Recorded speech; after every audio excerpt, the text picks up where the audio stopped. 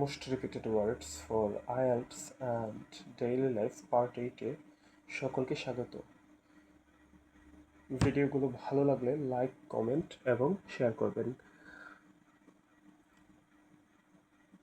Our first word is experiment. Experiment শব্দের বাংলা অর্থ হচ্ছে পরীক্ষা বা প্রয়োগ। Our second word is experience.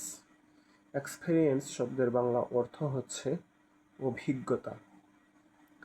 Our third word is reference. Reference শব্দের বাংলা অর্থ সূত্র, সম্পর্ক, reference. Our fourth word is textbook. Textbook শব্দের বাংলা অর্থ পাঠ্যপুস্তক। Our fifth word is dictionary. Dictionary শব্দের বাংলা অর্থ অভিধান। Our sixth word is laptop. Laptop শব্দের বাংলা অর্থ ল্যাপটপ, অর্থাৎ শব্দটি ইংরেজিতেও ল্যাপটপ, বাংলাতেও laptop. Our seventh word is printer.